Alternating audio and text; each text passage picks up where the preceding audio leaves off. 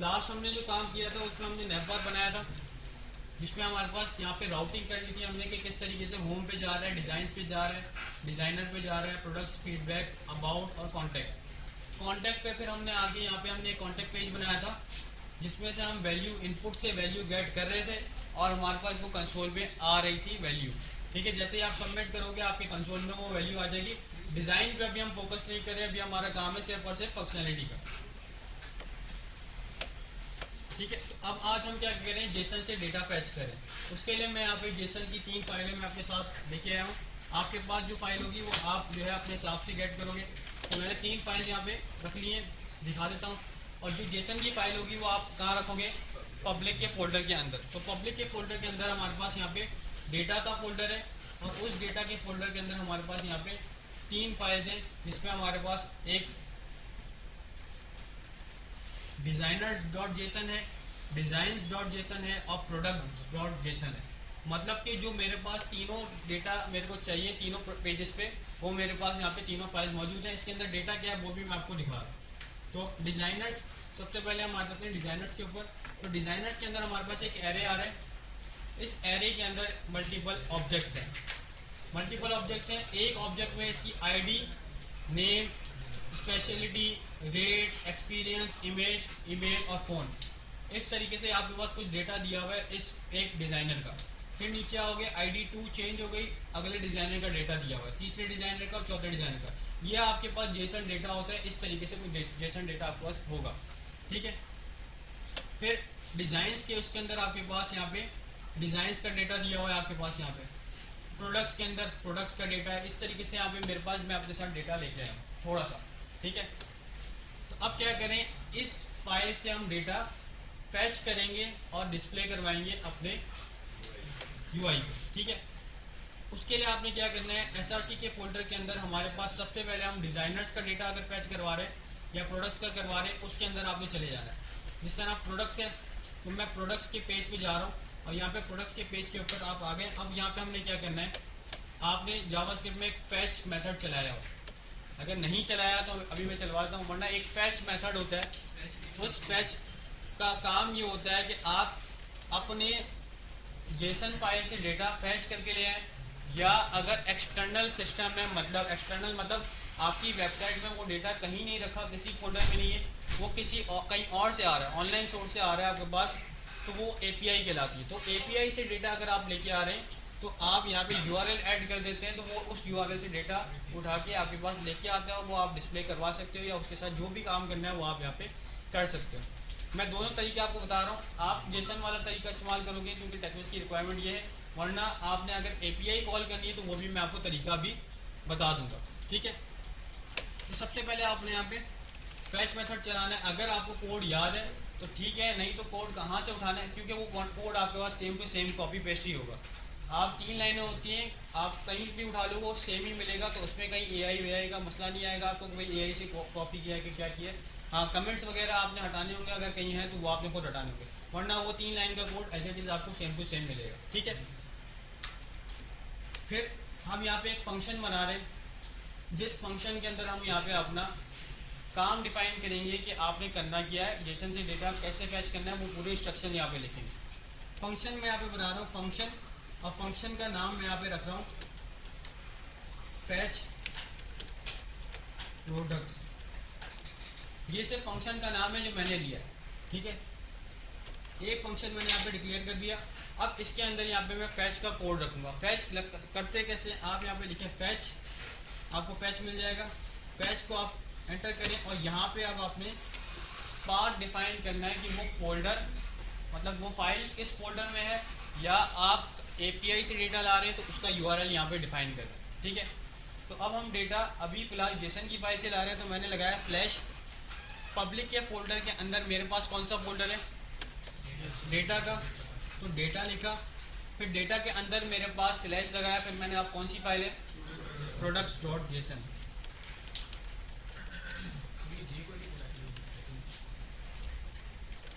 ये जावास्क्रिप्ट का अपना फैच मेथड है। ठीक है, ये फाइल का डायरेक्ट कॉपी पेस्ट नहीं है। कौन सी फाइल, ये जो आप यहाँ पे तो फिर तो काम ही खत्म हो जाएगा ना आपका फैच करने का। रिक्वायरमेंट जो है वो आपने जेसन फाइल से डेटा फैच करके लाना है। तो फाइल से किस तरीके से फैच करके लाओगे, तो वो चीज़ है।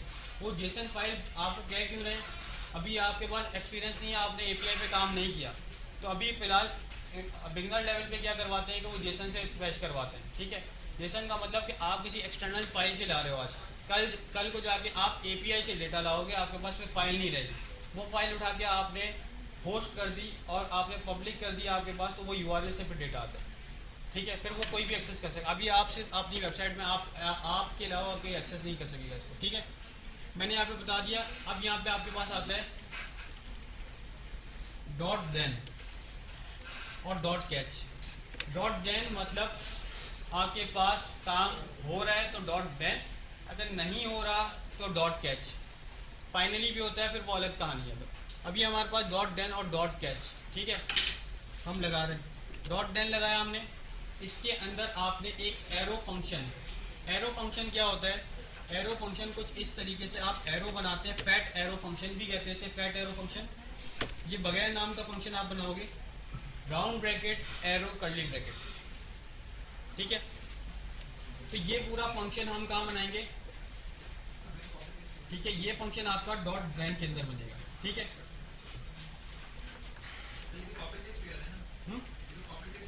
ये कॉपी पेस्ट हो जाएगा, मैं कोड बताऊंगा कहाँ से कॉपी पेस्ट करना है, फिलहाल मैं लिख के बता रहा हूँ पूरा, आपको समझा दूँ। ठीक है, ये एरो फंक्शन मैंने बना दिया। ठीक है, ये एरो फंक्शन मैंने कहाँ पे बनाना है, इसके अंदर।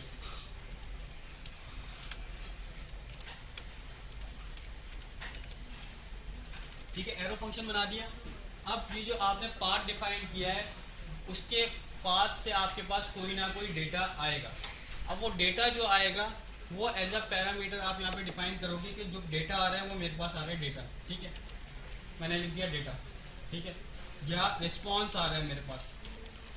जब आप जेसन से फैच करते हो ना तो आपके पास रिस्पॉन्स आता है। रिस्पॉन्स मतलब कि आपने रिक्वेस्ट की थी, आपको बदले में रिस्पॉन्स मिला। अब आप ये फैच मेथड चला रहे हैं, मतलब आप एक रिक्वेस्ट कर रहे हैं कि आपको डेटा मिले, तो वो डेटा जब आएगा तो वो एज अ रिस्पॉन्स आएगा। जिस तरह आप मैसेज करते हो तो आप एक रिक्वेस्ट भेजो, सामने वाले जब मैसेज करेगा तो वो आपके लिए रिस्पॉन्स होगा। ठीक है, तो रिस्पॉन्स लिखा, अब यहाँ पे आप कर दोगे रिस्पॉन्स को हम यहाँ पे कंसोल करवा देते हैं। पहले मैं कंसोल करवा के दिखा देता हूँ। तो कंसोल डॉट लॉग का शॉर्टकट CLG, आप यहाँ पे ES7 की एक्सटेंशन ऐड की, इसलिए आपका डायरेक्ट आ जाएगा। और यहाँ पे मैं रिस्पॉन्स करवा दिया कंसोल। ठीक है, कंसोल को रिस्पॉन्स करवाया मैंने, और यहाँ पे हम जा रहे हैं अपने प्रोडक्ट्स के पेज पे। अच्छा, ये प्रोडक्ट्स आपके पास this page does not exist आ रहा है, ये प्रोडक्ट्स लिखा हुआ है ऊपर। तो हमने या तो नेव बार के अंदर मसला किया हुआ है, या तो आपने पार्ट डिफाइन करते वक्त कुछ मसला किया हुआ है। नेव बार में मसला नहीं है, नेव बार में क्या हमने प्रोडक्ट्स लिखा हुआ है, तो ऊपर दिख रहा है आपको प्रोडक्ट्स आ रहा है। हमने app.jsx में कहीं पे इसको प्रोडक्ट छोड़ दिया होगा, तो ये S लगाना भूल गए, इसकी वजह से पेज नॉट फाउंड आ रहा है। पाथ जब तक पाथ से मैच नहीं करेगा तब तक आपके पास वो पेज नहीं डिस्प्ले करवाएगा। तो यहाँ पे प्रोडक्ट्स है, नेव बार में भी प्रोडक्ट्स होगा, तो आपको सेम टू सेम आएगा। आ गया प्रोडक्ट्स, मैं कंसोल करवा रहा हूँ, और यहाँ पे कंसोल मैंने ओपन कर लिया। ठीक है, और कंसोल में अभी फ़िलहाल मेरे पास यहाँ पे कुछ नहीं आ रहा। ठीक है, रिस्पॉन्स, अच्छा रिस्पॉन्स डॉट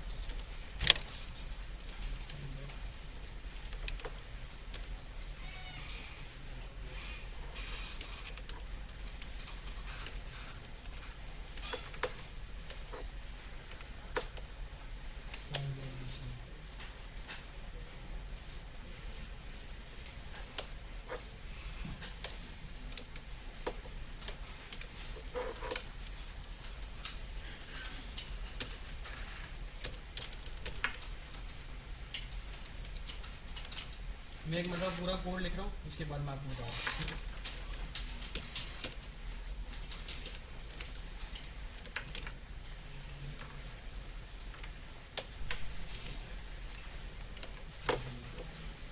हाँ भाई, क्यों नहीं आ रहा डेटा, वजह कौन बताएगा।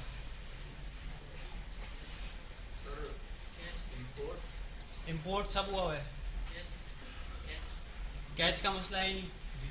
अगर आपके पास जब जवाब हाँ मिल रहा है तो आपको ना से लेना देना ही नहीं है। ना तो हम तब कर रहे हैं कि अगर नहीं आएगा तो उसके लिए आप एक केस डिफाइन कर रहे हो कि अगर ये नहीं होता तो ये ले आना, ये रिस्पॉन्स दे देना। तो अभी तो फिलहाल हम हाँ वाले केस पे ही हैं कि अभी हम हाँ देख रहे हैं कि आएगा डेटा। हाँ, क्या कहा था, अच्छा हाँ भाई, स्टेट वेरिएबल तक तो हमें पहुँचे ही नहीं है, अभी तक डेटा आया ही नहीं है हमारे पास। जब आएगा फिर उसके बाद स्टोर करने के लिए स्टेट वेरिएबल बनाएंगे। क्या मसला है? मसला ये है आपने फंक्शन नहीं कॉल किया हुआ। जब तक फंक्शन नहीं कॉल होगा अंदर का कोड चलेगा ही नहीं। तो फंक्शन कॉल करने के लिए हम यहाँ पे फैच प्रोडक्ट्स को कॉल करेंगे पहले।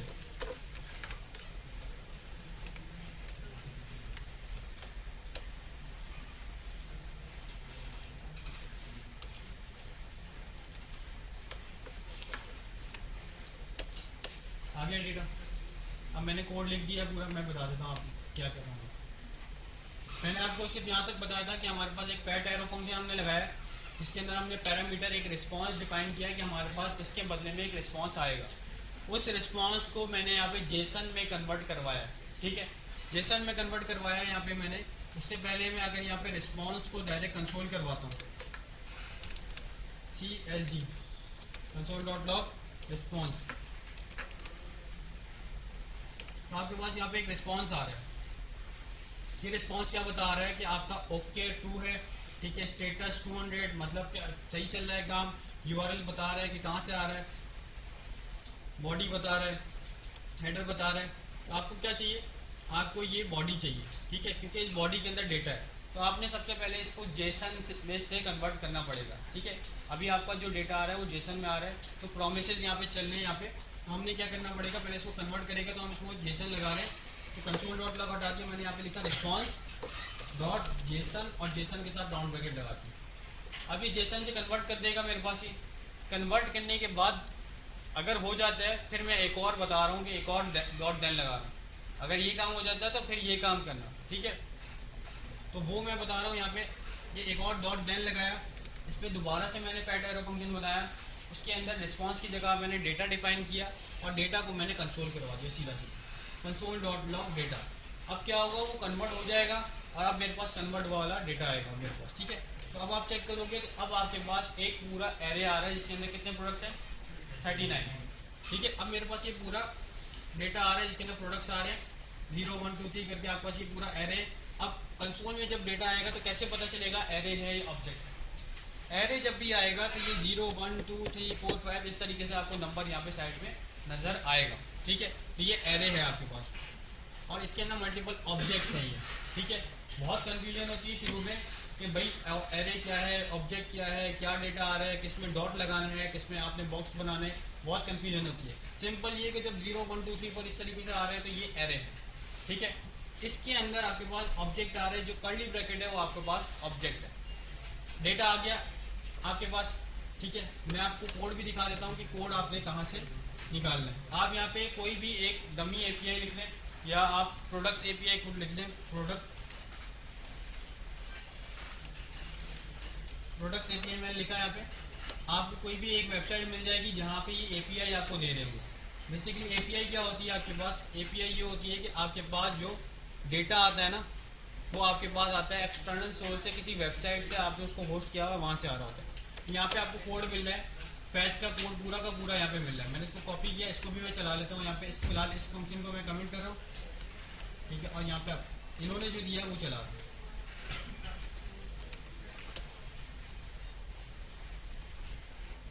ठीक है।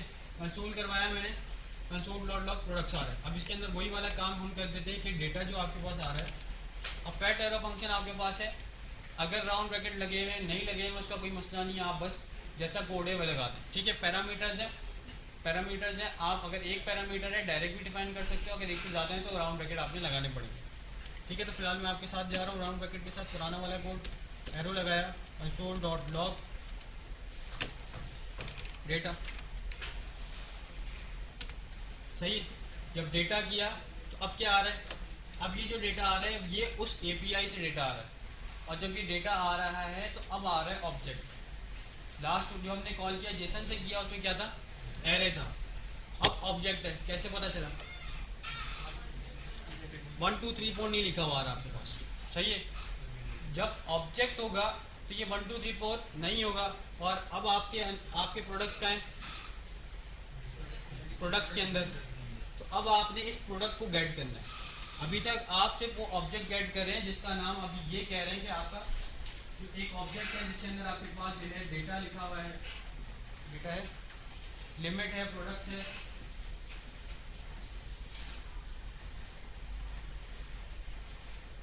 और इस तरीके से 3-4 फील्ड है। ये जो ऑब्जेक्ट बना हुआ है इसको फिलहाल ये डेटा कह रहे हैं, ये डेटा का ऑब्जेक्ट है। अभी आपके पास फिलहाल डेटा का ऑब्जेक्ट कंसोल किया हुआ जो आपने ना वो डेटा का ऑब्जेक्ट आ रहा है। हमने क्या करना है इसमें हमने प्रोडक्ट्स के अंदर जाना है। तो जब भी हमने बात की थी कि ऑब्जेक्ट होगा तो आप क्या करोगे, डॉट लगा के अंदर जो आपको गेट करना है वो लिखोगे। हमको क्या चाहिए, प्रोडक्ट्स चाहिए, तो हम क्या करेंगे, डेटा के आगे डॉट लगा के, अब ये आपको सजेशन नहीं देगा, आपको कंसोल में जाके चेक करना पड़ेगा क्योंकि ये डेटा कहाँ से आ रहा है, बाहर से आ रहा है।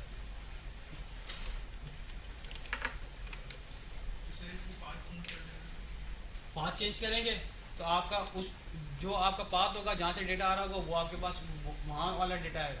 ठीक है, ये यूआरएल चेंज करते हैं डेटा चेंज हो जाता है क्योंकि उन्होंने जो डेटा भेजा है वो आपको मिलेगा। अब जैसे ही मैंने किया अब आपको 30 प्रोडक्ट्स आ गए, 1 2 3 4 एरे आ गए।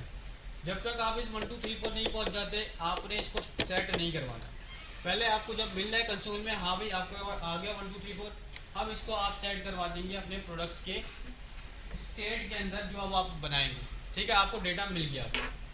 ठीक है, क्या करना है आपने यहाँ पे स्टेट बनानी है और स्टेट बनाने के लिए आप क्या करेंगे, यूज स्टेट लिखेंगे। तो यहाँ पे आपको ब्लैक कलर का बॉक्स नजर आ रहा है, ये यूज स्टेट स्निपेट का है। मतलब आप एंटर करें पूरा बन जाएगा आपके पास, बस आप इनिशियल वैल्यू खुद चेंज करें और इसका नाम चेंज कर दें। एंटर किया मैंने, स्टेट लिखा हुआ आ रहा है आपके पास, हमने क्या बनाना है, प्रोडक्ट्स कर दिया।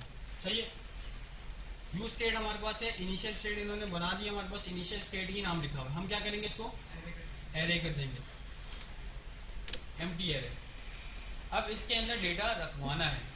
अभी फिलहाल ये आपका खाली है, मैं कंसोल करवा के दिखा देता हूँ आपको। कंसोल डॉट लॉग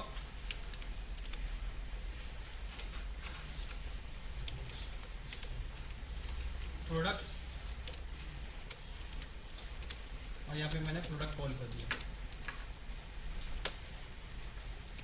ठीक है,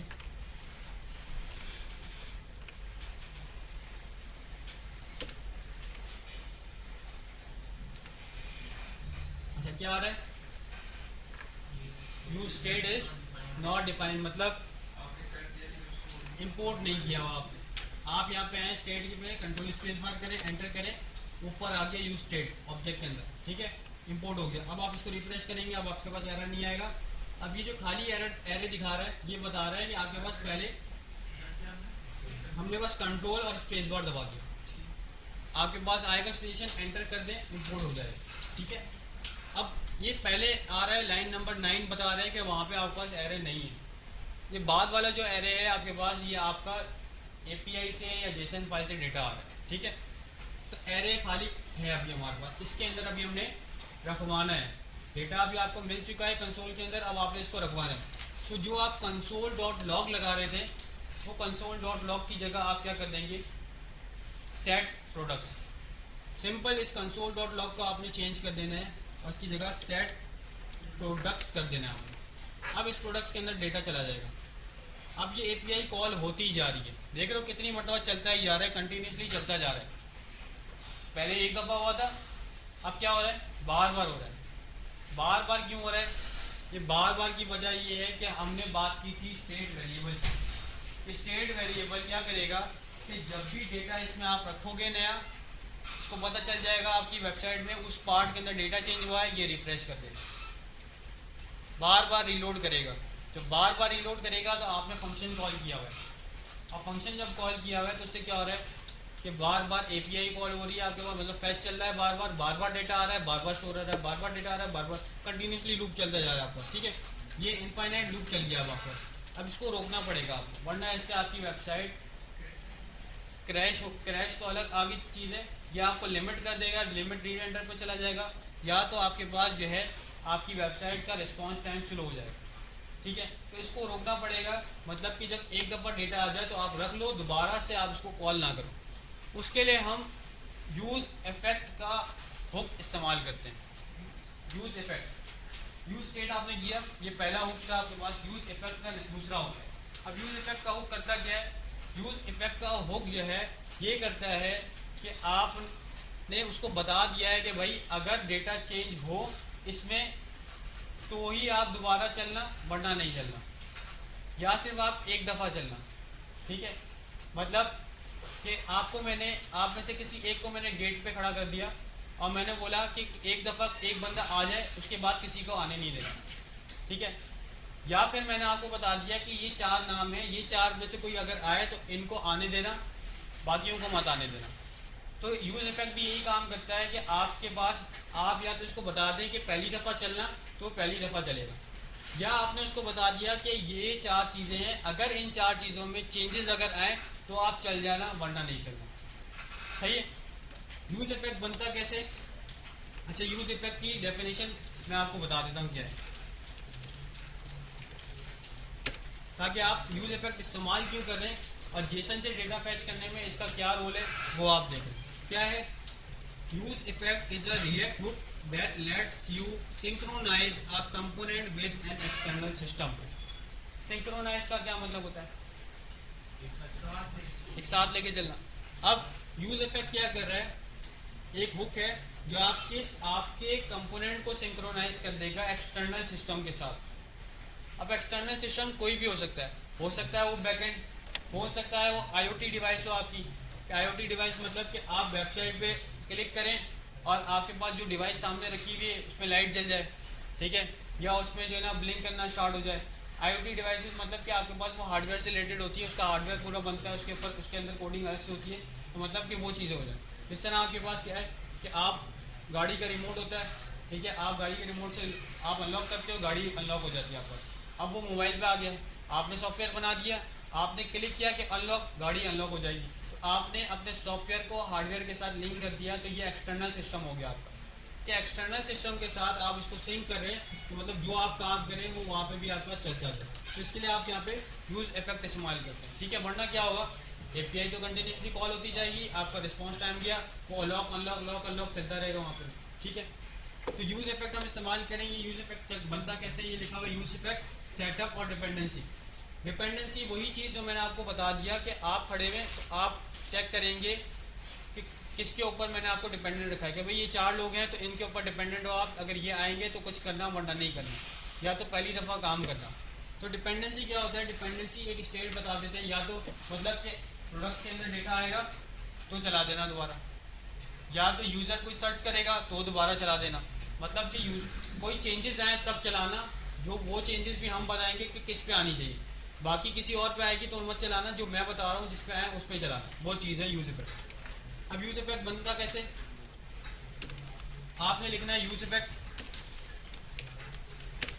ठीक है। यूज़ इफेक्ट एक मेथड है, फंक्शन की तरह आपने इसको कॉल करना है, ठीक है। इसके अंदर क्या आएगा? इसके अंदर आएगा आपका fat arrow function. Arrow function बताया मैंने आपके पास, वही एरो फंक्शन आप इस्तेमाल करे हो। अभी हम एनोमियस फंक्शन इस्तेमाल करें, आगे जाके अगर करना होगा तो करेंगे, वरना आप नॉर्मल जावास्क्रिप्ट का फंक्शन करोगे। जहाँ पे फैट एरो फंक्शन है वहाँ पे मैं आपको बता रहा हूँ, वहाँ पे फैट एरो फंक्शन लगेगा। नॉर्मल फंक्शन भी लगा सकते हैं बगैर नाम का। ये यूज़ इफेक्ट का आपके पास ये भी कोड आपको क्या मिलेगा, हर जगह सिमिलर मिल जाएगा। तो आपको याद नहीं है, जाके यूज़ इफेक्ट का कोड चैटजीपीटी से पूछे, वो आपको कोड देगा, सिर्फ कोड आपने सेम टू सेम लाइन का आपने निकाल लेना है और कुछ नहीं लेना उससे। अब ये यूज़ इफेक्ट के अंदर आपने क्या करना है, आपने यहाँ पे अपना फैच प्रोडक्ट जो आपके पास है वो आप यहाँ पे रख दें, ठीक है। फैच प्रोडक्ट मेरे पास यहाँ पे मैंने रख दिया, सही है। अच्छा, यहाँ पे मैंने सेट प्रोडक्ट किया है तो अभी कंसोल नहीं कराएगा मेरे पास, तो मैं इसको कंसोल करवाने के लिए फिलहाल कंसोल डॉट लॉग कर रहा हूँ। मैंने यूज़ इफेक्ट के अंदर फैच प्रोडक्ट्स कॉल कर दिया, मतलब इसको बता दिया आपने ये वाला काम करना है जब वेबसाइट पहली दफ़ा लोड होगी।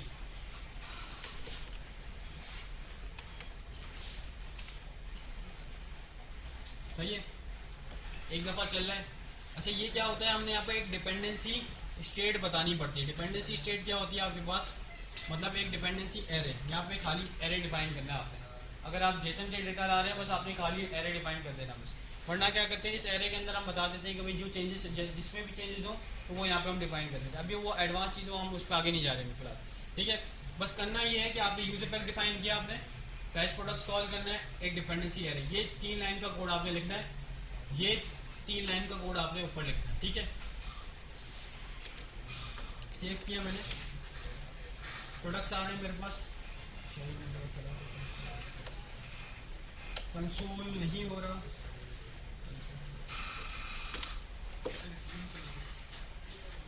नेट की वजह, हाँ उस वजह से कंसोल भी नहीं हो रहा, डेटा भी नहीं आ रहा।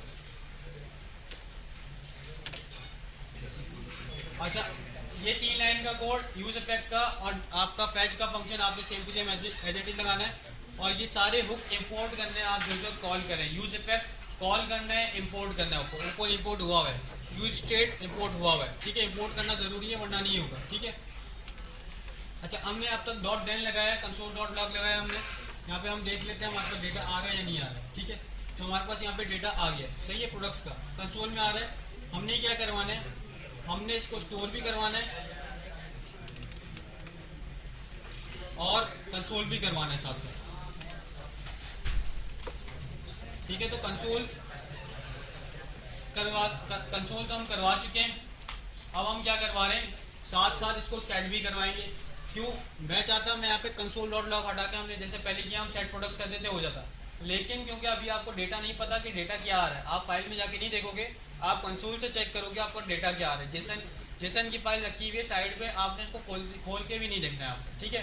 आप डायरेक्ट कंसोल से डेटा देखेंगे कि कंसोल में आपका डेटा क्या आ रहा है, सही है। तो हम साथ साथ कंसोल भी करवा रहे हैं और सेट भी करवा रहे हैं। तो आपने क्या करना है, जो डेटा के बाद कंसोल डॉट लॉग डायरेक्ट लिखा हुआ है इसको आप लगा दें कर्ली ब्रैकेट के अंदर। तो कर्ली ब्रैकेट के अंदर डाल दिया मैंने इसको, यहाँ पे कर्ली ब्रैकेट लगाया। अब मैं साथ साथ कंसोल भी करवा रहा हूँ, कंसोल डॉट लॉग डेटा, और साथ साथ मैं यहाँ पे सेट भी करवा दूंगा, सेट प्रोडक्ट्स, और सेट प्रोडक्ट्स के अंदर क्या कर दिया मैंने यहाँ पे डेटा। तो दोनों चीज़ करवा दी मैंने, कंसोल भी करवा दिया और मैंने साथ साथ सेट भी करवा दिया। क्यों, क्योंकि मुझे कंसोल में भी अभी देखना है, ठीक है। अब ये 2 दफ़ा आ रहा है, इसका मैंने बता दिया था, ये स्ट्रिक्ट मोड की वजह से आ रहा है आपके पास, ठीक है। तो स्ट्रिक्ट मोड भी हम हटा देते हैं यहाँ से। app.jsx के अंदर, main.jsx के अंदर आपके पास यहाँ पे स्ट्रिक्ट मोड है, हटा हुआ, ठीक है। तो फिर वो दूसरी वजह से आ रहा है, और वो किस वजह से आ रहा है कि आपका कंपोनेंट चेंज हुआ, री-रेंडर हुआ, उस वजह से आ रहा है, ठीक है। आ जाते हैं दोबारा अपनी फाइल पे। इंपोर्ट से नहीं, इस्तेमाल अगर किया हुआ है तो उससे होगा मसला। इंपोर्ट हुआ हुआ है तो उसका कोई मसला नहीं, इंपोर्ट करके आप छोड़ दें कोई मसला नहीं आएगा, पड़ा रहेगा वैसे, मतलब कि आपने एक्स्ट्रा चीज़ मंगवा ली है, ठीक है। अच्छा, हमने डेटा फैच कर लिया, हमारे पास डेटा आ गया, ठीक है। एक लाइन नंबर 17 से आ रहा है और एक लाइन नंबर 9 से आ रहा है। अब ये दो क्यों आ रहा है, ये दो इसलिए आ रहा है कि जब आपने प्रोडक्ट्स को सेट करवाया तो जैसे ही सेट हुआ तो इसके अंदर जब डेटा आया तो इसको पता चल गया नया डेटा आया, इसने कंपोनेंट री रेंडर कर दिया। जब री रेंडर किया तो मतलब दोबारा फाइल लोड हो गई, और जब दोबारा फाइल लोड हुई तो अब आपने जब कंसोल करवाया हुआ है प्रोडक्ट्स को तो ये आपके पास वहाँ से कंसोल दे रहा है, ठीक है।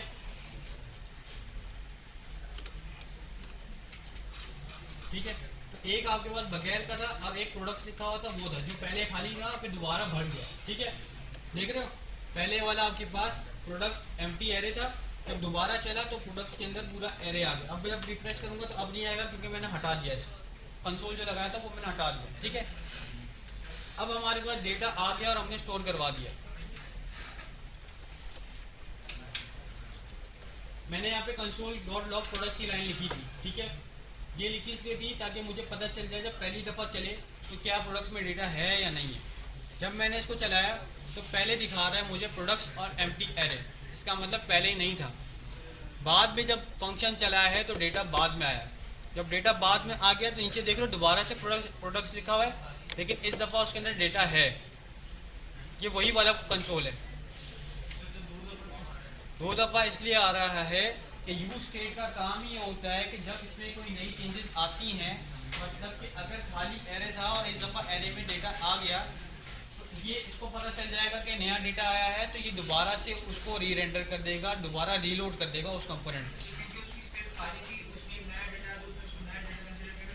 नया डेटा कंसिडर किया उसने, उसको पता लग गया कि भाई चेंजेस हुई हैं। जब चेंजेस हुई हैं तो यूज स्टेट का काम ही है कि जब चेंजेस होंगी तो वो री रेंडर कर देगा पूरा कंपोनेंट, पूरी फाइल दोबारा रीलोड हो जाएगी आपकी, ठीक है। जब रीलोड हो गई तो इसलिए दोबारा दिख रहा है, सही है। फिलहाल हमने काम क्या करना है कि आपने एक प्रोडक्ट अब जब फैच करना है तो ये आपने जितना कोड लिखा हुआ बस आपने इतना ही कोड लिखना है। आपने स्टेट बनाई, फंक्शन बनाया, काम किया, अंदर आपने कंसोल करवाया, सेट करवाया और नीचे यूज इफेक्ट में कॉल किया। एक चीज़ हमने कैच नहीं लगाया। कैच का मतलब ये था कि अभी जिस तरीके से नेट चला गया तो एरर नहीं आया, तो उसके लिए हम यहाँ पे कैच लगाएंगे कि डॉट कैच। इसके अंदर भी आप एक एरो फंक्शन डालोगे। इसके अंदर एरो फंक्शन के अंदर क्या आएगा आपके पास, यहाँ पे आप आ जाएगा रिस्पांस नहीं है, अब आपके पास क्या है, एरर आएगा। एरर क्योंकि नहीं चला तो कैच में क्या आता है, एरर आता है हमेशा। तो हम क्या करेंगे, यहाँ पे एरर लिखेंगे और यहाँ पे कंसोल डॉट लॉग एरर कर देंगे, बस सिंपल इतना सा। तो ये लाइन ऑफ कोड आपके पास है। अब ये एरो फंक्शन मैंने बताने के लिए लिखा था, मैं इसको हटा रहा हूँ यहाँ से। फैच किया, डॉट देन से जेसन में कन्वर्ट किया, फिर जो डेटा आया उसको हमने स्टोर करवा दिया। अगर नहीं चलेगा तो आप एरर डिस्प्ले करवाना चाहिए। कि हमने फैच कर लिया, अब आपके पास डेटा आ गया है। अब हम इसको डिस्प्ले करवाएं, मतलब अपनी यूआई पे आप इस डेटा को शो करवाएंगे। ये एरर छोड़ दें, इसका एरर मसला नहीं है, वो तो हमने चेंजेस करवाए तो उस टाइम पे आ गया है, क्योंकि ये रिलोड होता जाता है बार बार, तो वहाँ से एक लॉग भी चेंज करूँगा, यहाँ पे रिलोड हो जाएगा, तो इसलिए एरर आ गया। फिर जब सेट हो गया तो एरर तो ही चला गया। अब हम क्या करें, अब हम बूटस्ट्रैप का एक कार्ड उठा रहे हैं और उसके ऊपर हम डिस्प्ले करवा देंगे पूरा का पूरा अपना काम, ठीक है। उससे पहले हम क्या करें, बूटस्ट्रैप का कार्ड उठाने से पहले यहाँ पे हम मैप करवा रहे हैं, ठीक है। कार्ड के अंदर जो डेटा डिस्प्ले करवाना है वो आप कार्ड के अंदर डेटा पहले डिस्प्ले करवा दो, बाद में डिस्प्ले करवा दो, आपकी चॉइस है, ठीक है। हम डायरेक्ट मैप चला रहे हैं, मैप मेथड इस प्रोडक्ट के ऊपर। जब जावास्क्रिप्ट आप करते हो किसी भी HTML के टैग के अंदर तो आपने क्या लगाना पड़ता है, कर्ली ब्रैकेट। अब हम डायरेक्ट जावास्क्रिप्ट कर रहे हैं रिटर्न के अंदर, तो आपने कर्ली ब्रैकेट लगाया। अब हम इसको बताएंगे, पहले आपके पास डेटा कहाँ पे, डेटा की सोर्स बतानी, और डेटा कहाँ पे, प्रोडक्ट्स के अंदर है। अब वेरिएबल में आ गया डेटा, अब प्रोडक्ट्स लिख देना है आपने यहाँ पे। प्रोडक्ट्स के ऊपर अब हम क्या चला रहे हैं, एक मैप मेथड चला रहे हैं। मैप मेथड एक तरह का लूप है। लूप क्या करता है, काम दोबारा बार बार चलाता है, और अगर मेरे को एक कार्ड बार बार प्रिंट करना होगा तो मैं लूप फॉर लूप चला दूंगा। उस फॉर लूप की जगह यहाँ पे हमारे पास एक मैप का मेथड है, वो भी एक लूप है। जितना डेटा होगा उतनी दफ़ा चल जाएगा, ठीक है। डॉट लगाऊंगा यहाँ पे, मेरे पास सजेशन आ रहा है यहाँ पे, फिल, फिल्टर, फाइंड, ये सारे एक तरह के लूप है। मैं यहाँ पे मैप मेथड चला रहा हूँ, मैप लूप चला रहा हूँ, ठीक है। अभी सजेशन आ गया आपको। सजेशन कब नहीं आएगा, जब आप यहाँ पे initial state and array define नहीं करेंगे। जब आपने इनिशियल स्टेट कोई डिफाइन ही नहीं की कि स्ट्रिंग है, नंबर है, एरे है, ऑब्जेक्ट है, तो उसको पता ही नहीं है क्या है, तो आप जब यहाँ पे डॉट मैप लगाओगे ना तो मैप का सजेशन नहीं आएगा। अब वो यही समझ रहा है कि एक स्टेट है, उसको नहीं पता कि एरे है या एरे बाद में आएगा, तो इसलिए हमने इनिशियली पहले डिफाइन करना पड़ेगा कि कौन सी स्टेट में क्या चीज़ आएगी, ठीक है। तो मैं दोबारा से एरे लिख देता हूँ यहाँ पर, ठीक है, एरे डिफाइन कर दिया। अब डॉट मैप आ रहा है, मैप के लिए मैंने यहाँ पे एक मेथड लगा दिया। अब मैप फंक्शन कैसे चलता है, सेशन नंबर 3 या 2 में मैंने बताया हुआ है पूरा डिटेल में कि मैप चलता कैसे। दोबारा उसी के ऊपर काम करें आज भी, ठीक है। एरो फंक्शन याद है, वही arrow function, fat arrow function यहाँ पे भी आपने लिख देना है, ठीक है। बना दिया सेम टू सेम मैंने, ठीक है। अब डिस्प्ले क्या करवाना है वो इस कर्ली ब्रैकेट के अंदर आएगा, ठीक है। तो हम यहाँ पे एक बेसिक सा, मैं यहाँ पे h1 डिफाइन कर रहा हूँ कि h1 कार्ड, ठीक है। अभी ये डिस्प्ले नहीं होगा, हमने रिटर्न भी करवाना पड़ेगा, ठीक है। रिटर्न करवाने के लिए आप यहाँ पे रिटर्न का कीवर्ड स्टार्ट भी लिख देंगे, आ गया। अब ये मेरे पास स्टैटिक काम है, मैंने स्टैटिक कोड रख दिया कि कार्ड टाइटल लिख दूंगा, टाइटल इमेज जो भी लिख दूंगा, एक कार्ड रख दूंगा स्टैटिक, वो सेम रिपीट कर देगा मेरे पास। और कितनी दफ़ा रिपीट करेगा, जितना एरे में डेटा होगा, ठीक है। तो ये उतनी दफ़ा मेरे पास ये कार्ड h1 को रिपीट करते जा रहे हैं, सही है। तो अब मैं क्या करूँगा, इस h1 की जगह अपना खुद का कार्ड रखूँगा, ठीक है।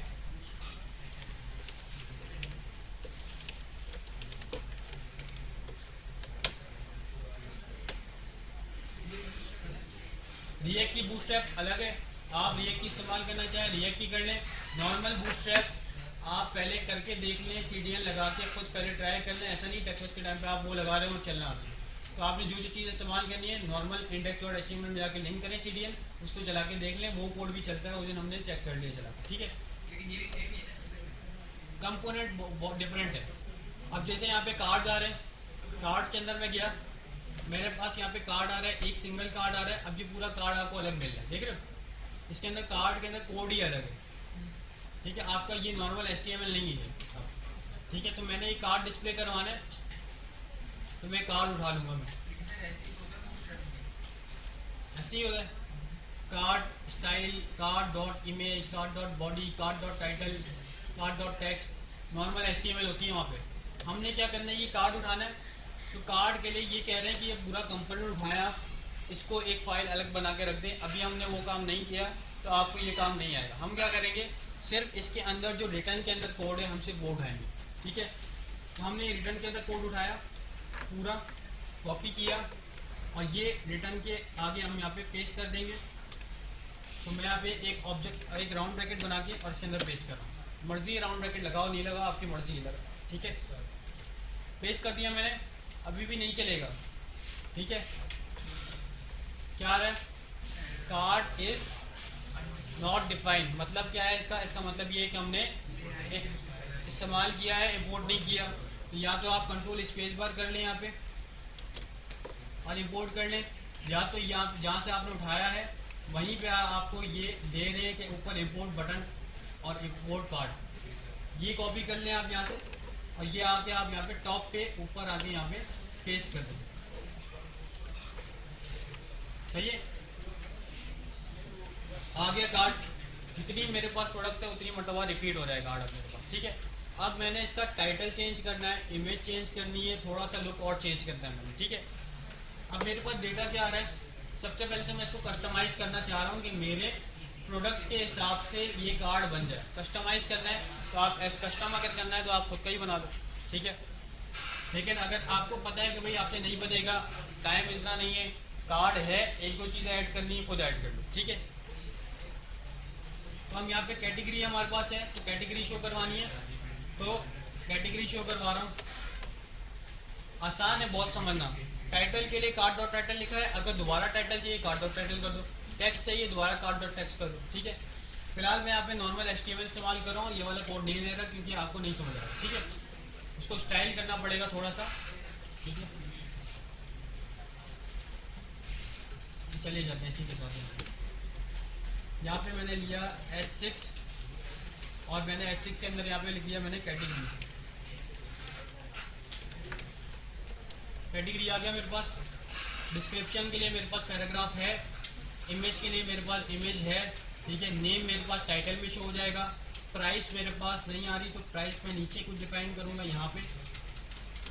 तो प्राइस के लिए मेरे पास यहाँ पे H6 ले रहा हूँ मैं दोबारा, या H5 ले लेते हैं, H6 ही ले लेते हैं। प्राइस आ गया यहाँ पे। और क्या है मेरे पास, रेटिंग है, तो रेटिंग के लिए मैं यहाँ पे रेटिंग ले रहा हूँ, कैटेगरी के नीचे रेटिंग। यहाँ पे मैंने रेटिंग डिफाइन किया,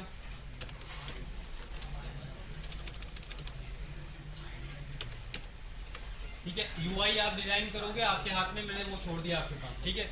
मैंने इसके अंदर रेटिंग डिफाइन कर दिया 4.5। अच्छा, फॉन्ट आइकन आपने इस्तेमाल किए होंगे सबने, ठीक है। फॉन्ट आइकन आप इस्तेमाल करके आगे आइकन लगा देना, ठीक है। रेटिंग आ गया मेरे पास।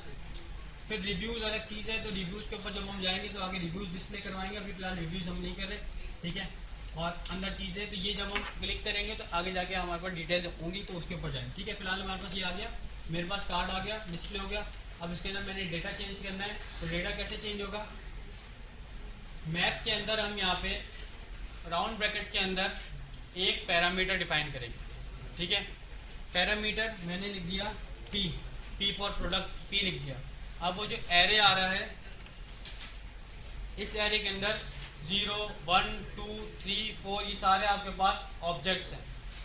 मैंने जब P डिफाइन किया है तो वो लूप चल रहा है, और लूप मतलब कि जिस तरह लूप में आप I डिफाइन करते हो इंडेक्स के लिए, और इंडेक्स पे पहला इंडेक्स क्या होता है, ये 0 होता है आपके पास, दूसरा इंडेक्स क्या होगा 1 होगा, मतलब पहले इंडेक्स पे पहला ऑब्जेक्ट, दूसरे इंडेक्स पे दूसरा ऑब्जेक्ट, तो आई के अंदर बार बार ऑब्जेक्ट चेंज हो रहा है। इसी तरीके से हमारे पास पी के अंदर भी बार बार ऑब्जेक्ट चेंज होगा। मतलब पी के अंदर सबसे पहला ऑब्जेक्ट क्या होगा मेरे पास, फर्नीचर वाला। फिर दूसरे पे जाएंगे तो मेरे पास क्या होगा, ग्लास। फिर फर्नीचर में ग्लास कॉफ़ी टेबल वाला होगा। इस तरीके से बार बार चेंज होगा और पी के अंदर खुद ही चेंज होता जाएगा, हमको कुछ करने की ज़रूरत नहीं है। बस हम क्या करेंगे, इस पी को इस्तेमाल करेंगे। इस पी का मतलब ये है कि ये पूरा एक प्रोडक्ट है, सिंगल ऑब्जेक्ट। अब मुझे जो जो डिस्प्ले करवाना है, जहाँ जहाँ डिस्प्ले करवाना है, बस मैं उसका लिंक कर दूंगा। ठीक है। अब कार्ड टाइटल के अंदर मैंने यहाँ पे अपना टाइटल डिस्प्ले करवाना है। जावा स्क्रिप्ट कर रहे हैं हम, कर्ली ब्रैकेट लगाएंगे। ठीक है। कार्ड टाइटल जो टेक्स्ट लिखा हुआ था उसको हटा दिया, कर्ली ब्रैकेट लगा दी। पी डॉट सजेशन नहीं आएगा, आपने जाना है यहाँ से चेक करना है क्या था आपके पास, नेम था, नेम लिख दिया, चेंज हो गया सबका नाम। ठीक है। फिर हमने इमेज है हमारे पास, तो इमेज के लिए हमारे पास यहाँ पे SRC आ रहा है। SRC के अंदर मैं ये कर्ली ब्रैकेट पूरा हटा दूंगा, अपना इन्वर्टेड कॉमा हटा दूंगा, इसकी जगह पर क्या लगाऊंगा, कर्ली ब्रैकेट। फिर क्या लिखेंगे, P dot image. Image URL है तो URL पूरा लिख दिया। सेम टू सेम देख के लिखना है, तभी मैंने कंसोल हटाया नहीं था, आपको बताया था कंसोल रखना है आपने। आ गया इमेज URL। साथ साथ अब क्या आपके पास कैटेगरी है, तो कैटेगरी के लिए पी डॉट कैटेगरी, यहाँ पे हम इसको हटा देंगे, इसको कर्ली ब्रैकेट में डाल देते हैं और इसके स्टार्ट में पी डॉट लगा देते हैं। आगे पी डॉट कैटेगरी। और क्या आपका डिस्क्रिप्शन है, डिस्क्रिप्शन के लिए ये पूरा पैराग्राफ आप हटा दें यहाँ से, कर्ली ब्रैकेट लगाएं और पी डॉट डिस्क्रिप्शन। बस सिंपल इजी है, इसको लूप चलाना, मैप चलाना तो सबसे इजी काम है आपका। ठीक है। डिस्क्रिप्शन आ गई। फिर प्राइस है आपके पास, तो क्या करेंगे, पी डॉट प्राइस। अच्छा, आपने अपना डेटा भी डिस्प्ले करवाना है, उसके साथ कोई स्ट्रिंग और भी जोड़ना है, तो आप क्या करें, कर्ली ब्रैकेट के स्टार्ट में लगा दें। ठीक है। मैंने कर्ली ब्रैकेट लगाया, पी डॉट प्राइस लिखा मैंने, प्राइस शो रहा है, डॉलर का साइन, PKR का साइन जो आपने रखना है वो स्टार्ट में या एंड में लगा दें आप। स्ट्रिंग से हाँ H6 के मतलब अंदर ही होगा, लेकिन कर्ली ब्रैकेट से बाहर, या स्ट्रिंग के अंदर आप कॉन्केटिनेट करते हैं। कॉन्केटिनेट अगर आपको आता है तो डायरेक्ट कर दें, नहीं तो डॉलर से सिंपल लगाएं यहाँ पे। आगे डॉलर। ठीक है। वो समवेयर की जगह मैं इसका नाम चेंज कर रहा हूँ,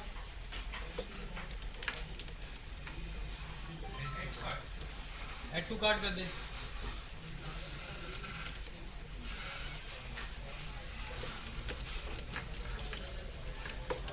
सही है। मेरे पास अपना एक प्रोडक्ट डिस्प्ले हो गया मेरा। सही है। अब सारे हो गए। तस्वीरों को छोड़ दें क्योंकि जेसन डेटा है, मैंने इससे ब्रॉड डेटा उठा के लेके आया, तस्वीरें अलग ही होंगी। ठीक है। कंटेंट मेरे पास है। अब आइकन लगाना है। आइकन के लिए आप यहाँ पे फॉन्ट ऑसम का CDN उठाएं। ठीक है। तो फॉन्ट ऑसम,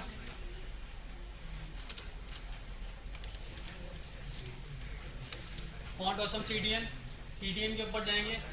यहाँ पे आपने पूरा टैग कॉपी करना है, इसको आपने HTML की फाइल में जाना है आपने यहाँ से। ठीक है।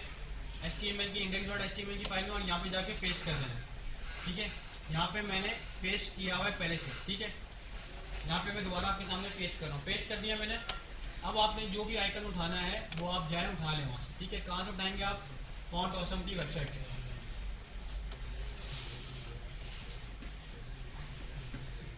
सर्च करने यहाँ पे हमको स्टार चाहिए तो हम यहाँ पे स्टार लगा लेंगे।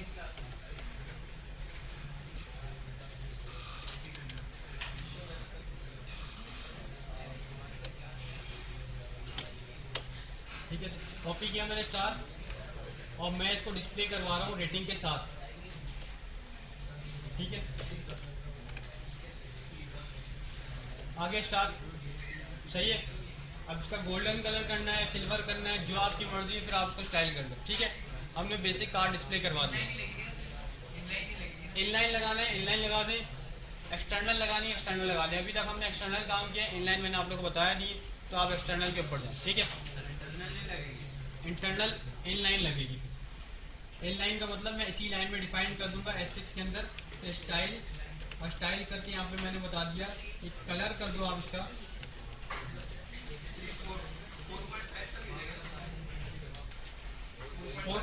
भी आपके पास रेटिंग में आ जाएगा पी डॉट रेटिंग।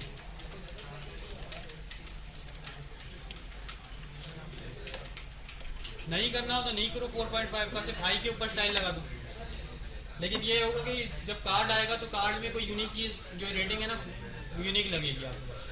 जब बन जाएगी तो मैं आपको एक वेबसाइट भी दिखा दूंगा, ठीक है, जो बना के रखी हुई है मैंने पहले से, ठीक है।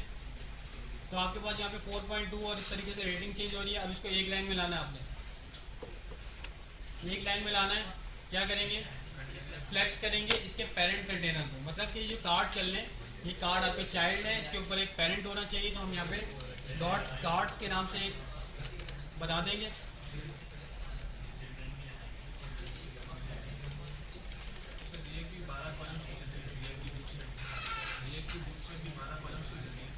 हाँ ग्रिड नहीं इस्तेमाल कर रहे, लेकिन हम फ्लेक्स लगा देंगे डायरेक्ट हो जाएगा, ठीक है। डिप लगाया मैंने यहाँ पे, कार्ड्स के अंदर मेरे पास सारे कार्ड्स आ जाएंगे, ठीक है। अब इस कार्ड्स की स्टाइलिंग करने के लिए मैं यहाँ पे app.jsx के अंदर CSS के अंदर जा रहा हूँ। मैंने बताया कि डॉट कार्ड्स है, इसको आप डिस्प्ले फ्लेक्स कर दें। अब ये फ्लेक्स नहीं होगा क्योंकि मेरी CSS की फाइल अटैच नहीं है। तो app.jsx के अंदर आप जाएं और यहाँ पे आप import.app.css, ठीक है, एक लाइन में आ गए। अब ये सारे एक लाइन में आ गए। आपने ये बताना है कि जितनी जगह है उतना रखें, नहीं तो आप नीचे ले आए, उसको कहते हैं फ्लेक्स रैप। तो इसके लिए आप फ्लेक्स रैप लगाएंगे तो आप इसको एक प्रॉपर्टी दे दें, फ्लेक्स रैप रैप कर दो इसको, मतलब जितना आ रहा है उतना रखो, बाकी नीचे ले आओ। आप देख रहे हो अब रैप हो गया, नीचे आ गया, लेकिन मिक्स हुए में स्पेसिंग चाहिए। प्रॉपर्टी होती है आपके पास स्पेस बिटवीन, फ्लेक्स इस्तेमाल कर लो, जितना अच्छा फ्लेक्स आता होगा पैडिंग मार्जिन से आपकी जान छूट जाएगी, ठीक है। ग्रिड आप भूल जाएंगे, ठीक है। डिस्प्ले फ्लेक्स कर दिया आपने, justify content, space between, space around, space evenly में से जो आपको समझ आता है वो आप यहाँ पे लगा दें, सही है। कार्ड डिस्प्ले हो गया आपके पास, सारा डेटा आ गया आपके पास, सही है। जल्दी से हम बाकी भी करवा लेते हैं। प्रोडक्ट्स के ऊपर हमने करवा लिया, मैंने डिज़ाइन है हमारे पास, डिज़ाइंस के ऊपर जाते हैं हम। सेम कोड है, अब तो कॉपी पेस्ट वाला काम, ठीक है। ये पूरा कोड मेरे पास सेम होगा, स्टेट मैं चेंज कर दूंगा इस दफ़ा। कॉपी किया मैंने, प्रोडक्ट्स के ऊपर काम हो गया, डिज़ाइन पेज के ऊपर आया मैं, रिटर्न से पहले मैंने ये कोड पेस्ट कर दिया। अब प्रोडक्ट्स को चेंज करना है डिज़ाइंस में,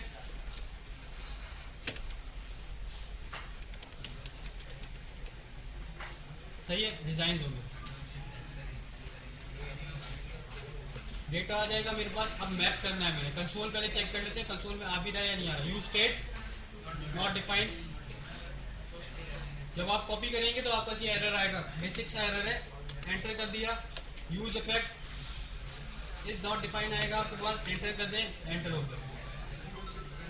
कंसोल चेक करेंगे, अब कंसोल में क्या आ रहा है आपके पास, एरे आ रहा है जिसके अंदर 4 डिजाइन आ रहे हैं मेरे पास, ठीक है। Category, call, description, ID, image, name, product, review, style. Control space bar किया, इसको रीलोड कर दिया ना मैंने। वो जो कंसोल में एरर थे वो तो कंसोल के एरर थे, वो पुराने चलते क्योंकि रीलोड नहीं हो रहा अभी। अभी जो एरर डिस्प्ले नहीं हो रहा था, वो कंट्रोल स्पेस पर एंटर कर दिया तो हो गया, एंटर हो गया, ठीक है। अब ये आपके पास आ रहे हैं, अब आपने इसको भी करना है सेम। फिलहाल मैं इसके लिए भी सेम कार्ड इस्तेमाल कर रहा हूँ, ठीक है। तो कॉपी किया मैंने इसको भी,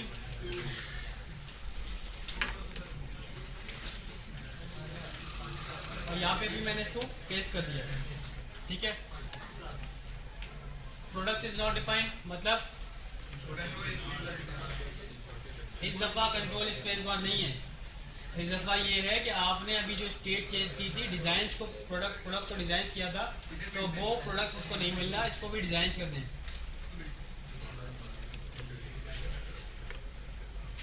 कार्ड इज नॉट डिफाइंड, इस दफ़ा ये है कि आपने इम्पोर्ट नहीं किया हुआ। कंट्रोल स्पेस बार कार्ड हो गया आपका, और दूसरा हमारे पास था बटन, तो ये बटन को भी हम कंट्रोल स्पेस बार कर देंगे, एंटर कर देंगे, बटन आ जाएगा। आ गया। अब जो जो चीज़ें आ रही हैं वो दिख रही हैं आपको कि आपके पास डेटा क्या आ रहा है, चेक कर लेते हैं, एक वेरिफिकेशन कर लेते हैं। इमेजेस आती है, डिस्क्रिप्शन आपकी मर्जी, आप दिखाना चाहो बस डिज़ाइन दिखाओ। और ये तो डिज़ाइन है ना कि डिज़ाइन के बारे में किस चीज़ का डिज़ाइन है, लिविंग रूम का डिज़ाइन, थोड़ी सी डिस्क्रिप्शन कार्ड की तरह आप उसको डिटेल्स पेज पे जाओगे तो वहाँ पे अलग दिखाओगे उसको, पूरी डिटेल्स दिखाओगे अलग पेज पे। ठीक है, फिलहाल अभी क्योंकि कार्ड है तो डिस्प्ले होगा ही। कैटेगरी आ गई। कॉस्ट आपके पास नहीं है तो प्राइस को हम इस दफ़ा कॉस्ट कर देंगे, इसको हम यहाँ पे कॉस्ट कर देते हैं। उसी कार्ड पे डेटा ला रहा है वो जो आपने बनाया प्रोडक्ट में जो आपने नहीं नहीं नहीं, दूसरे कार्ड ये जहाँ नाम सेम थे वो वाला डिस्प्ले करवा रहा है, बाकियों का नहीं डिस्प्ले करवा रहा है। जिस तरह प्राइस नहीं डिस्प्ले करवाया तो मैंने अपने एपीआई के डेटा में चेक किया कि क्या आ रहा है, इस दफ़ा प्राइस नहीं आता, इस दफ़ा कॉस्ट के नाम से आ रहा था, कॉस्ट लिख दिया मैंने, कार्ड वही इस्तेमाल किया मैंने।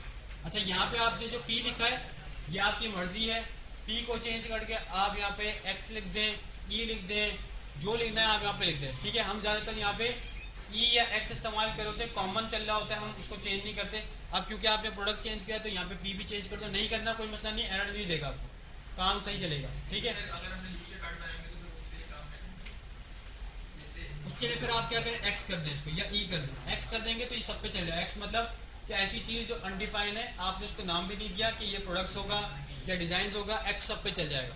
ठीक है, तो हम इसको एक्स कर देंगे।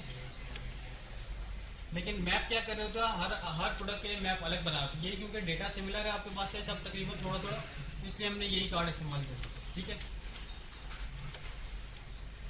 एक्स हो गया यहाँ पे।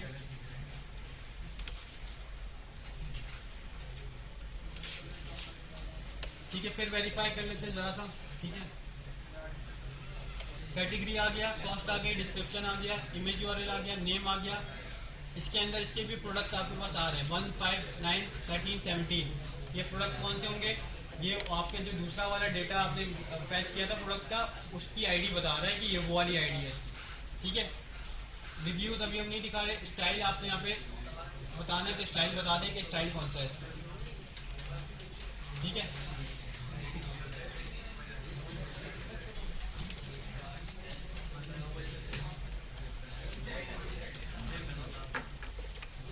ठीक है, तो ये भी आप डिस्प्ले फ्लेक्स करें, सब हो जाएगा आपके पास काम। ठीक है, क्लियर है।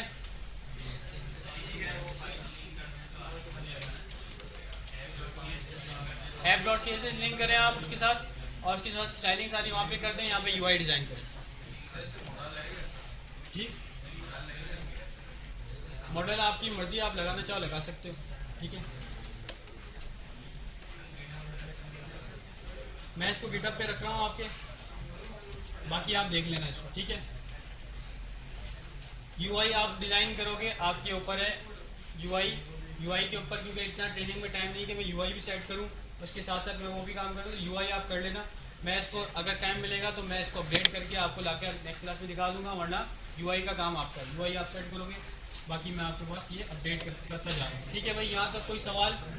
डेटा इसी तरीके से फैच होगा, डिज़ाइनर्स का बोलेंगे तो डिज़ाइनर्स का डेटा भी फैच कर दूँगा अभी, कर दें। सर आपने जो कार्ड रखे हैं उसके अंदर इमेजेस और वो जो उसकी कार्ड की जो वैल्यू है वो आप जैसे बनाएंगे एक सेकंड, इमेजेस चेंज हो जाएंगी। अभी मेरे पास डेटा रॉ डेटा है, इमेजेस मैंने एआई से उठा के जेसन का डेटा बनवाया। ठीक है, तो इसलिए इमेजेस उसने अपने हिसाब से दे दी, डेटा सही दिया, सिर्फ इमेजेस। तो ये जो मैं आपको कह रहा था कि आपके पास अगर टीम में कोई ऐसा बंदा है जिसको काम नहीं आता तो उससे आप इमेजेस का काम करवा लें। सही है। हाँ भैया, आपका क्या सवाल था। सर मैं बोला हूँ आप इसके जेसन में जाइएगा प्रोडक्ट का डिजाइन का ये मेरे पास जेसन की फाइल है, ये प्रोडक्ट्स की फाइल है मेरे पास। ठीक है, प्रोडक्ट्स का डेटा आ गया, डिज़ाइनर्स के अंदर मेरे पास ये डेटा आ गया।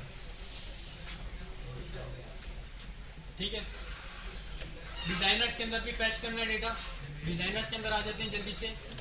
वही कोड आपने रखना है, मैंने कॉपी कर लिया पूरा कोड, डिज़ाइनर्स के अंदर मैं आ रहा हूँ यहाँ पे,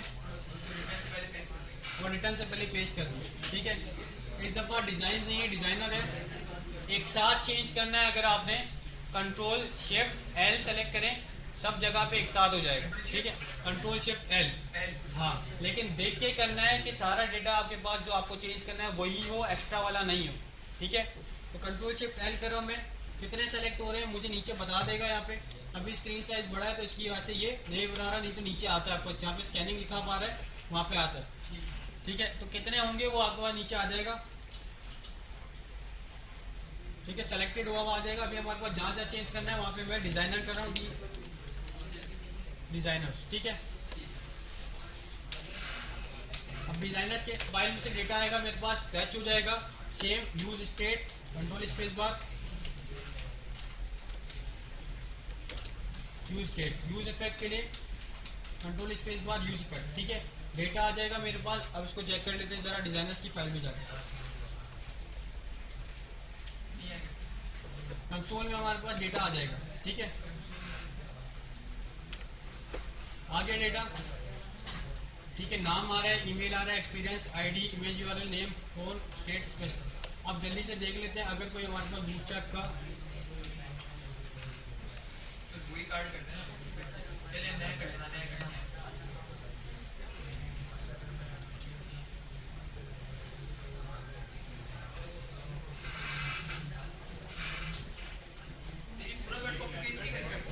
पूरा कार्ड कॉपी पेस्ट करेंगे ना, लेकिन जो आपको अच्छा, जो आपके काम का है वो करें, नहीं आपने पहले पूरी फाइल को नहीं करेंगे, आपने स्पेसिफिक जो कोड है इसमें से वो करेंगे।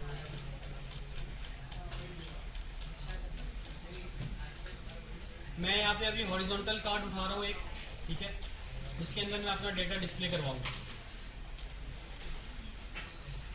तो ये मेरे पास कार्ड है, एक हॉरिजॉन्टल कार्ड, ठीक है, फीचर्ड स्पेशल, इस तरीके से ये आ रहा है। ये कार्ड मैं उठा रहा हूँ यहाँ से, कॉपी किया मैंने पूरा कार्ड, ठीक है। कॉपी करने के बाद यहाँ पे मैप चलाना है आपने।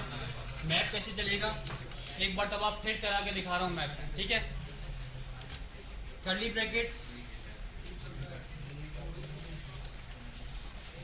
कर्ली ब्रैकेट लगाया आपने। अब डेटा किसमें स्टोर है, उस स्टेट या वेरिएबल का नाम, डिजाइनर्स, डिजाइनर्स के बाद dot map,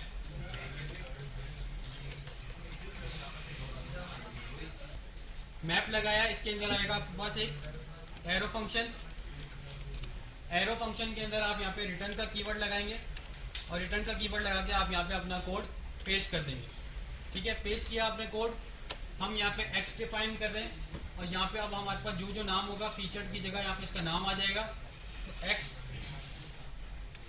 curly bracket x dot name, ठीक है। वेबसाइट में जाके देख सकते हो कंसोल में क्या डेटा आ रहा है, ठीक है। अब कार्ड इज नॉट डिफाइंड, तो इसको भी इंपोर्ट करना है आपने। तो card control space bar,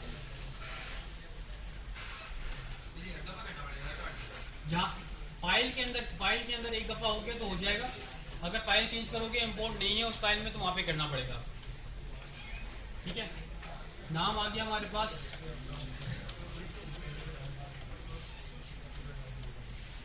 experience है आपके पास और ईमेल है, तो यहाँ पे हम एक्सपीरियंस डाल देते हैं, एक्स डॉट एक्सपीरियंस,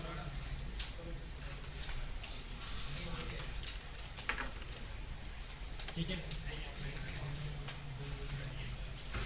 आगे 12 ईयर्स आ रहा है, ठीक है। आगे लिख सकते हो आप ऑफ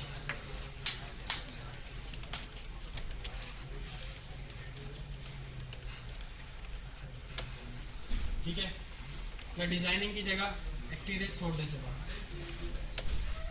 ठीक है। या एक्सपीरियंस, अब ये हेडर है तो हेडर के अंदर हम यहाँ पे एक्स डॉट एक्सपीरियंस हेडर के अंदर रख देते हैं, ठीक है।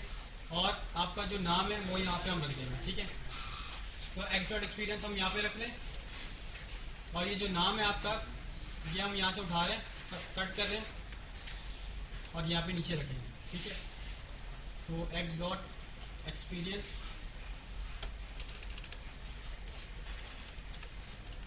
एक्स डॉट एक्सपीरियंस हमने रख दिया यहाँ पे, सही है। साथ में हमने क्या रखना है कि आपका कितने ईयर्स का एक्सपीरियंस है वो यहाँ पे आप डिफाइन करोगे। तो ये ऑफ एक्सपीरियंस हम यहाँ से कट करेंगे और यहाँ पे हम यहाँ पे आके पेस्ट कर देंगे, तो आपके पास एक्सपीरियंस आ जाएगा, ठीक है।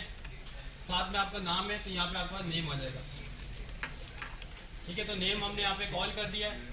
ठीक है, क्लियर है। आगे हम यहाँ पे इमेज लगा रहे हैं इसकी, और हम यहाँ पे इसकी डिस्क्रिप्शन ऐड करें। तो डिस्क्रिप्शन हमारे पास यहाँ पे है नहीं, फ़ोन है, स्पेशलिटी है, तो स्पेशलिटी हम यहाँ पे डिफाइन कर देंगे। तो पैराग्राफ के अंदर यहाँ पे आ जाएगा एक्स डॉट स्पेशलिटी।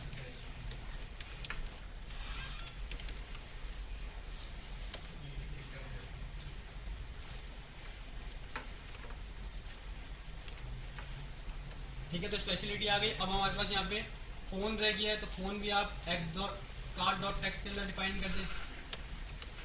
बस अब काम आपका कॉपी पेस्ट वाला है। ठीक है, फ़ोन भी आ गया, एक इमेज रह गई है हमारे पास। ठीक है, रेट रह गया, आप इसको बाकी डिज़ाइन कर सकते हो। ठीक है, इमेज लगा रहा हूँ मैं यहाँ पे, कार्ड बॉडी के अंदर इमेज के अंदर SRC आ रहा है। SRC से मैंने इन्वर्टेड कॉमास हटा के x dot image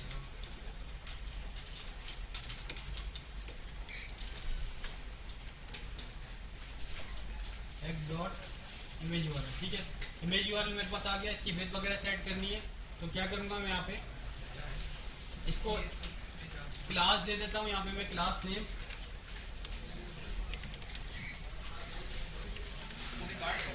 designer card दे दिया है उसको मैंने नाम।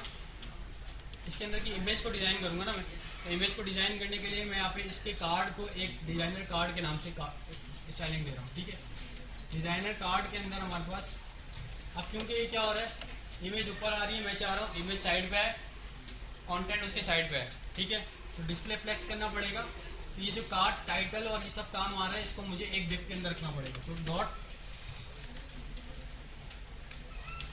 कार्ड कंटेंट,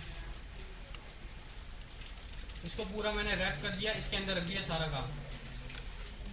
मतलब कि जो जितना भी टेक्स्ट था, टेक्स्ट बेस्ड काम था, वो एक डिप के अंदर रख दिया, इमेज को अलग सेपरेट रख दिया। ठीक है,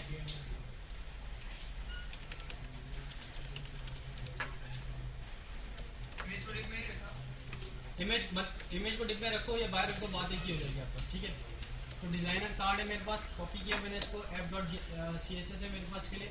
तो f.css के अंदर जाके डॉट डिज़ाइनर कार्ड के अंदर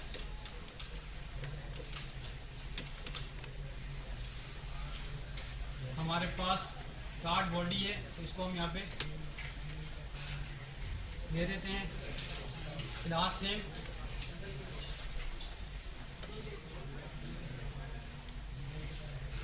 कॉपी।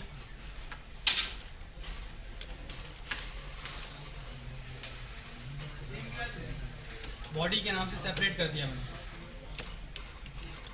डिज़ाइनर कार्ड दे दिया एक को, डिज़ाइनर कार्ड बॉडी दे दिया मैंने। ठीक है, इस दफ़ा मैं इसको क्या कर रहा हूँ, डिस्प्ले फ्लेक्स।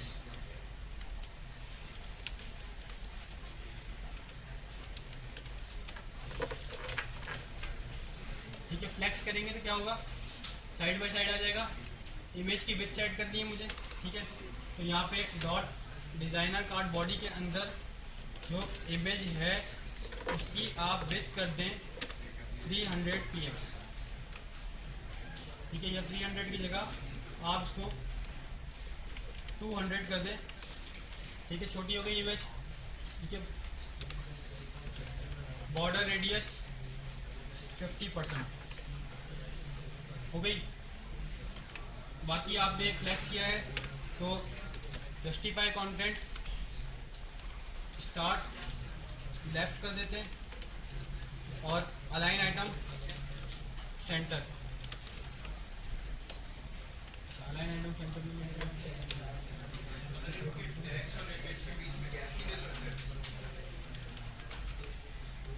मैं वही करने की कोशिश कर रहा हूँ। स्पेस बिटवीन है, फिर यहाँ पे आप हल्की सी पैडिंग डाल दें इमेज की, या मार्जिन दे दें इमेज, मार्जिन राइट।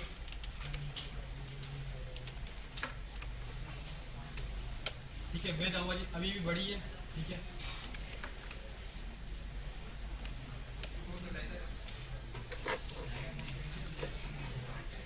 सही है।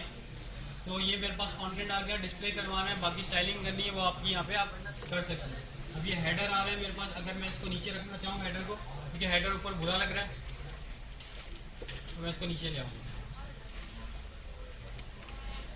सही है। बाकी मार्जिन टॉप वगैरह आपने देना है तो कार्ड डिज़ाइनर कार्ड बॉडी,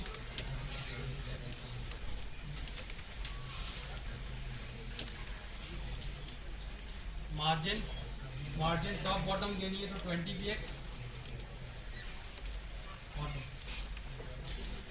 सही है। तो मेरे डिज़ाइनर्स भी डिस्प्ले करवा दिए। तो यहाँ तक था हमारा काम, हमने डिज़ाइनर और प्रोडक्ट्स को डिस्प्ले हमने करवा दिया है। नेक्स्ट हमारा जो काम होगा, हम इसके अंदर क्या क्या करने वाले हैं कि इसमें हम सर्चिंग करेंगे, फ़िल्टर करेंगे, सॉर्ट करेंगे इसको, और प्राइस रेंज से इसको हम यहाँ पे फ़िल्टर कर रहे होंगे। तो ये सब हमारा काम है, जो मेन हमारा काम है। बाकी जो आपका फीडबैक का है, अबाउट का है, कॉन्टैक्ट का, ये सब काम हमारा पास स्टैटिक कुछ काम है, कुछ बेसिक काम है हमारे, ठीक है। तो नेक्स्ट क्लास में कोशिश होगी कि हम इसको फ़िल्टर करेंगे, और फ़िल्टर करने के लिए मैंने आपको बताया था कि इनपुट से वैल्यू कैसे गेट करनी है।